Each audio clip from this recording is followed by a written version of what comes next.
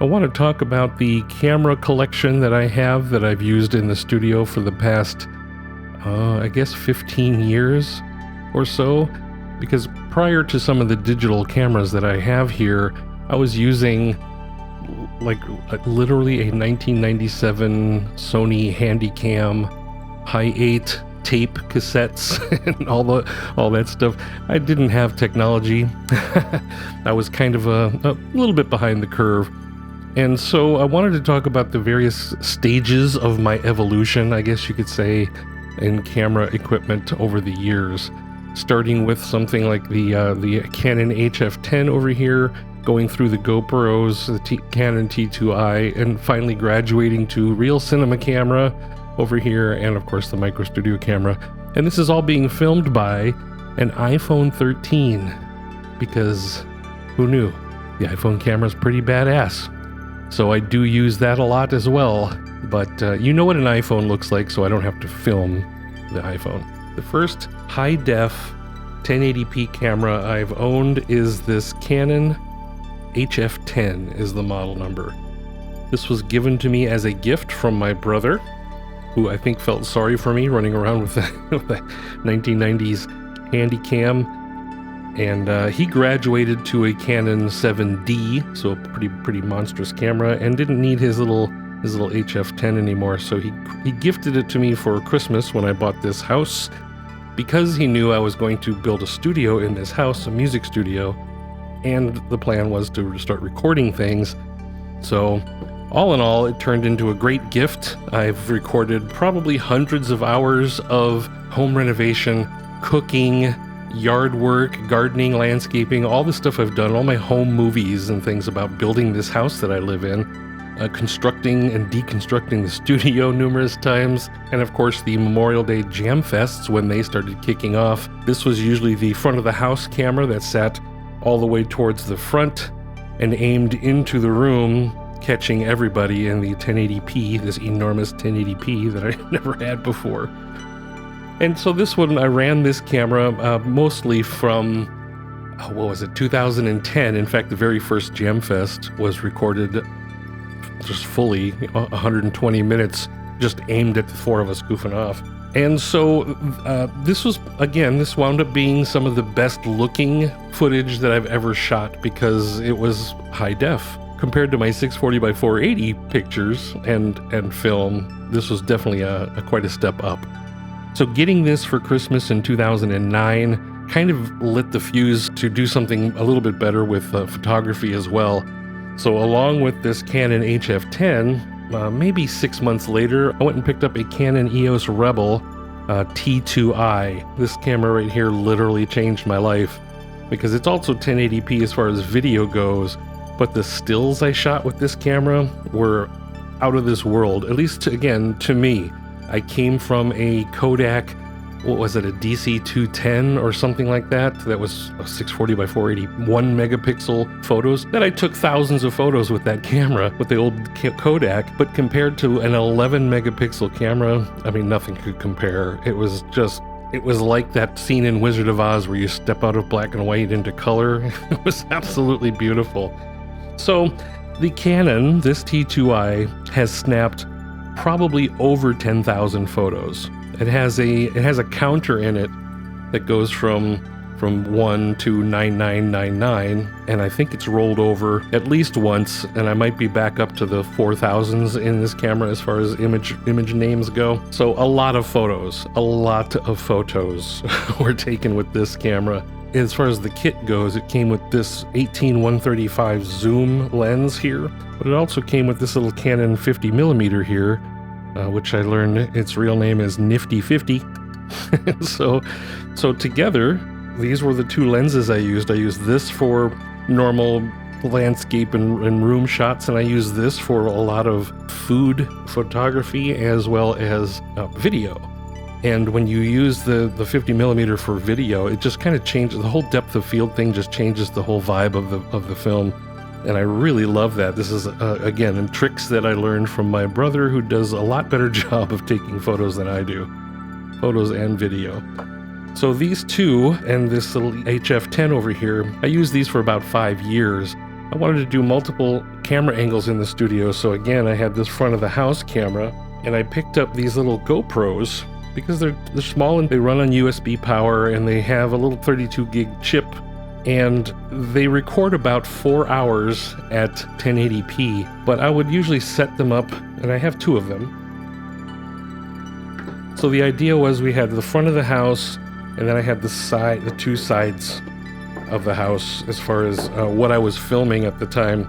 And that was, again, the Jam Fest. When friends would come over and we'd get in the room behind me here and we'd play music, live music, I would have these 2 cameras usually recording, this camera recording, and then a third camera called the Microsoft LifeCam, which I'm not even going to darken this video with that piece of crap, but it's just a webcam that I use to stream live over the internet so people could watch from afar.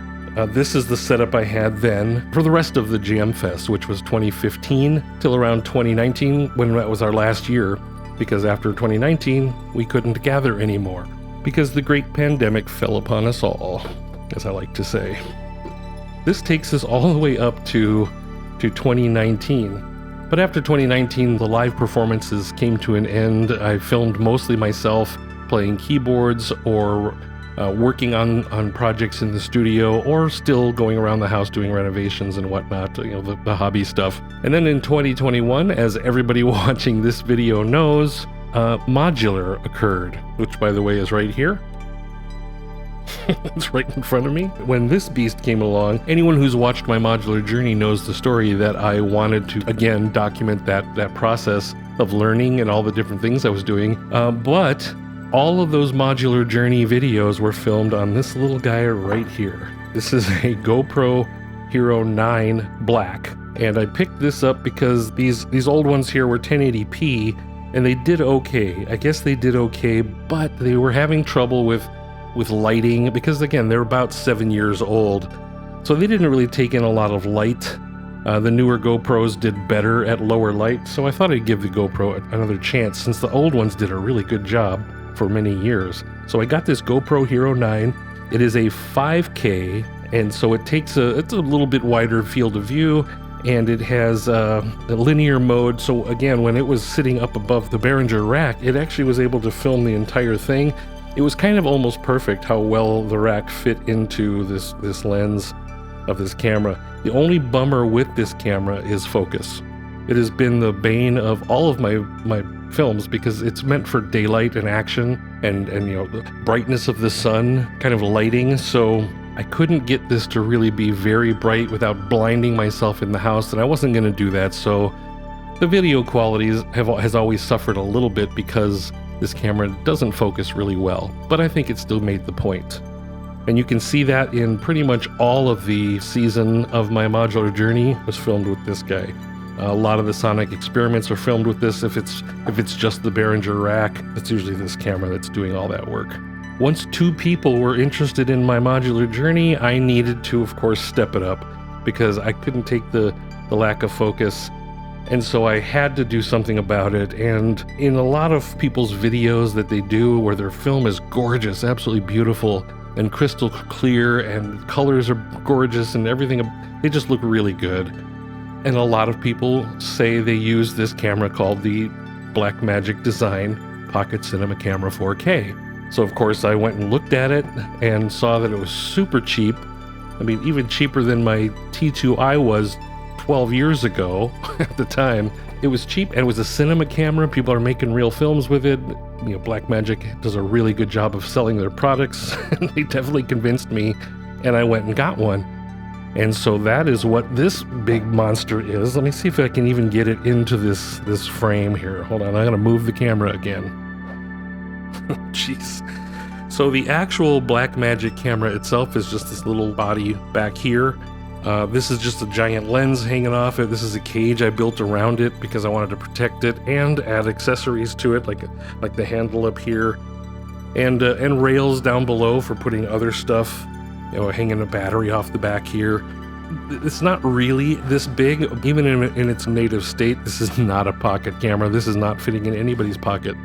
So the name is ironic.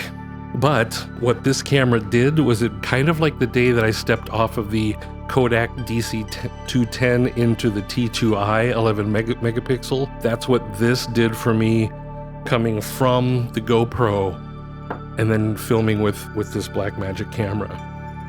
This camera here is about $1,300, just the body. The lenses are glass, so this is as expensive as it's always been anywhere. This is a Sigma 1835 lens here. It drops down to f1.8, so it handles low light relatively well. Also with the Sigma lens, at the same time, I also purchased this little Leica here. Let me get this off of here. So the Leica here is a Panasonic, Lumix, Leica. You pick a name. It's got a lot of names. But this one is a 15mm 1.7. It does a lot of the close-up things. When I want to get close to one of the modules, I use this Leica lens because it's small.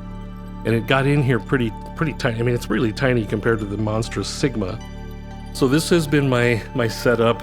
I will bring Mr. GoPro back in here. This was the camera setup from July of 2021 when I started the modular stuff, all the way until January of this year, 2024. And that's when the last camera, hopefully the last camera I'm going to buy, has come into play. And that is this little guy right here. Let me get this back on here so we don't deal with dust. Because the dust in Arizona is ridiculous. And again, a Blackmagic design micro studio camera, 4K, in this little tiny body. So it's a 4K camera, same sensor. As far as I understand, it's the same sensor that's in this guy. The 4K Pocket is inside this little guy. I can attest to the fact that it films equally as beautifully as the big Blackmagic Pocket camera does. And it's tiny. The path that led to this was, again, the fact that I used GoPro for so many things because it was tiny and it just got in here really tight. I didn't like the blurriness, and I didn't like the low light hindrance of the way the GoPro worked, because again, it's not the GoPro's fault. It's meant for outside action.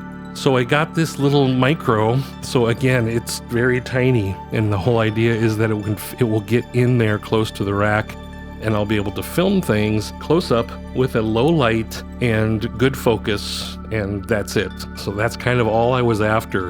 And so far, I think I may have filmed maybe 20 hours worth of stuff testing around with the micro camera, and it's just beautiful. I'm not disappointed at all. It was $9.95, so it's a little cheaper than the Pocket camera, but a shitload smaller. And it has a lot of the same features. If you dive into the menus, it's got a lot of the same features. So, and you can hang any micro four thirds lens off of this. You can even use speed booster adapters like I've got over here on the Pocket Cam, a little speed booster in here to switch down to Canon EF lenses. And so this is it. This is the current rig plus the iPhone. Because the iPhone it's beautiful, especially when I'm running the Blackmagic camera app. Can you tell I'm a fanboy? I guess I could talk a little bit about the lenses. I'm not really good with lenses. I don't really understand the whole focal distance and all that stuff. I kind of go by what it looks like. And believe me, my poor brother has tried to explain this to me 1,000 times, and I just don't get it. I literally need someone to draw it on a piece of paper for me. But what I have is the Sigma 1835 1.8 art lens. It's an EF mount, and it is sitting in a speed booster by Villatrox. So I didn't need to spend $900 on a Metabones. The Villatrox is working just fine. There's not even any vignetting or anything weird like that. It actually works perfectly. It's about $200. And then that plugs into the micro four thirds of the Pocket camera here. This is the lens I use the most for filming modular because of the camera. This camera is just so big, it sits on a tripod off to the side and just kind of aims at the rack. I don't carry it around, it's too heavy. This one here, I'm right now using the Leica lens because it's a 15mm, but so it gives me a nice wide view and I can get up really close to the subject. What I also picked up recently, because I want to try this top-down filming, which I'll show you in just a moment, but I wanted to do some top-down stuff, so I picked up this TT Artisan 50mm, so it's another nifty 50, but this one is a 0.95 f, so that's a really low light. However, I am finding it's a little bit difficult to find focus, and I'm not really convinced that it's any better than the Leica as far as low light goes. So I might not keep this, but we'll see. We'll see. I'm trying it out right now. We'll see. And then the last one up here is something called Brighton Star. I've never even heard of that. But this one is similar to the TT Artisan. It's a 35mm, also a 0.95. And again, these two are both for top down, about 18 inches away from the subject. And it just gives me a really tight view on the 50mm and a little bit looser on the 35mm. And then I have the 15 here for when I want to take from top down. I want to get a lot more of the shot. That's when I'll use the Leica. So this is really the current setup for the studio going forward. This and of course the iPhone.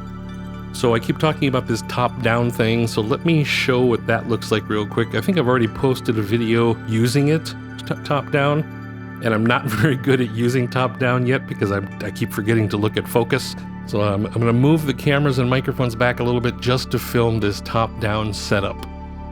This little contraption here is a Neewer top-down camera stand. So it has all these drill holes in here to move this mount around if you need to move it left and right and mount your camera. Your camera would mount, for instance, straight down like this at your subject that's below it. I also have some of these, also from Neewer. I have these little clamps here that kind of just clamp onto the bar, like such.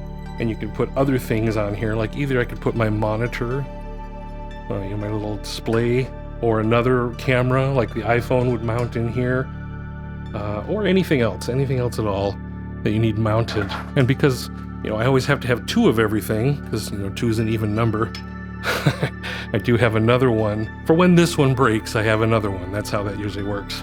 So for the last piece of this rack that I picked up was this interesting little magnet thing here. It's got a super strong magnet underneath it, and so it just literally sticks to the metal, and it's pretty darn strong. So it's pretty strong getting in there. So what I use this little magnet guy for, and this little cold shoe, is to actually hold the monitor. So let me go mount that over here.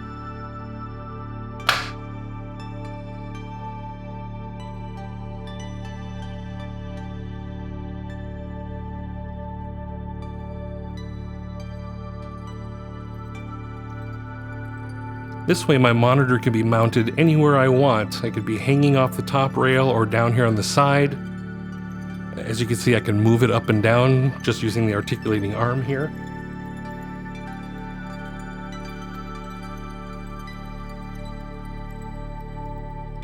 And of course it stays out of the way of the camera because the camera's right here, usually aiming down or aiming into the rack.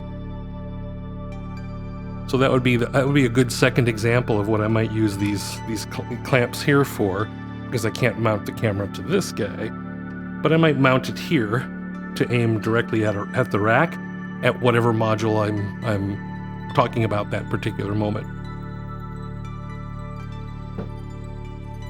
So to light my stage when I'm especially doing the top-down stuff, I found these cool little light sticks, they call them, that you turn them on here and they emit a light, and they have different colors if you want different colors. It's kind of cool. I happen to like just leaving these in cold white, like my cold dead heart. Hold on a moment. and then on top of them just being cool little light sticks, they're also magnetic. So they just stick to the rail. And I have two, of course, one for each side. So now you can see I've got great lighting that I can make any color I want. I've also got a movable vertical mount here if I need to shoot down. I have these little clamps. They have these little clamps that I could put anywhere along the pipe here to aim at any specific module I want, or at different angles down if I need to. So I thought this was a really versatile setup. Let me mount the actual camera and show what some of that stuff looks like. So there's just a little nut that comes through here and it just screws to the camera.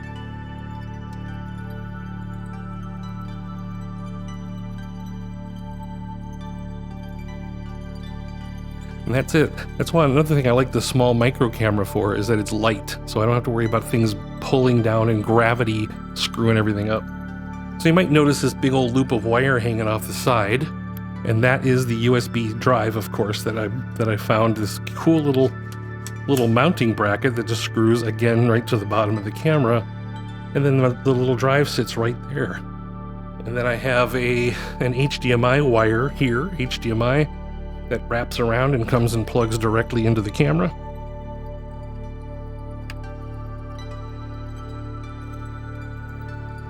And then of course finally I have the camera power, because we do not leave Blackmagic cameras on battery power ever. They are power hogs.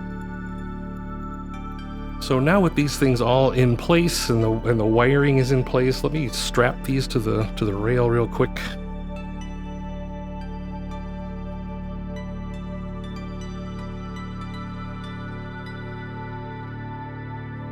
All right, so we're mounted, we're wired, we got lights, we got camera, we got a stage down here. Over here you can see the monitor. Right now it's just the Blackmagic camera is just filming the desktop.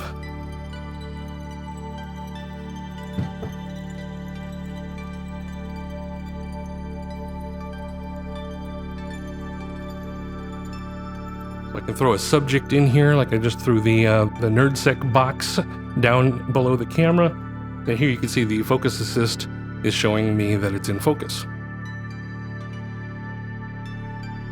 So that might be it as far as the top-down rig goes, the micro camera, how I plan to use it, and the monitor way over here to the side that I can always look at and watch what's going on. I've got down here on the stage, let me dip the camera down here on the stage, we have a little, whatever it is I'm filming, will be captured right there. Or I can aim the camera horizontally this way instead at the rack. I can even raise this bar up here. The legs will actually extend, I think, about 42 inches up and across. I believe it's about 35 inches. So as far as modular goes, this is going to be a much easier way to secure the camera than this boom. If you recall, let's aim upward. This boom I stuck to the ceiling last year wound up being really, really difficult to position the camera, and anytime you bumped it because of the weight of the camera, the thing would just sway. For a half an hour it would just keep swaying back and forth. And sometimes I wouldn't even notice it was moving because, you know, I bumped the camera and I go do something else. But I believe this is my new solution coming into 2024, and this is part of why I needed to try to redo some of this stuff. I'm still going to have to redo the racks, I believe. I still can't get the entire rack into focus unless I put the camera all the way back at the front door of the house. So there's still a little bit more work to do there. So speaking of that, let me grab the Blackmagic Pocket Cinema camera and its tripod to kind of show how a complete setup might look. So the iPhone is now literally at the front door of the house. We can't go any further east. This is it. But this camera is now filming where this camera would probably sit in order to get the entire rack, which is why I want to redesign my racks, because I don't like it being this far away. But normally I'll take this Blackmagic camera, raise it up even higher, and bring it in much closer to the top rack, the sequencer rack, and focus it in on just that. And then I would take the other camera, like the GoPro used to be used for filming the rest of the case, and then the iPhone would be used for close-ups on specific modules. And then stitching all these multiple camera angles together was always a big giant pain in the ass, so I kind of got away from that and just went with single shot. But now I have an opportunity to try to step it up again and maybe sync these things together and do a little better job. So this is it. This is the setup and the stage for cameras and how I use them in the studio, or at least this part of the studio. I still have a whole big room behind me that I'll cover another day when I get into the synthesizers and the piano. But for now, this is modular. This has kind of been my focus, filming videos for modular. And I want to continue down that path. And one way to really enjoy continuing that is to make it easier. And I think that's what this little setup here is going to do for me. I think this is going to be a lot easier to lights, camera, action. I think it's going to be a lot simpler to do. All right, so I guess that's it. If you're still with me, thank you for hanging out. And if you're not with me, then I guess I don't have to say anything to you because you're gone. Thanks for watching.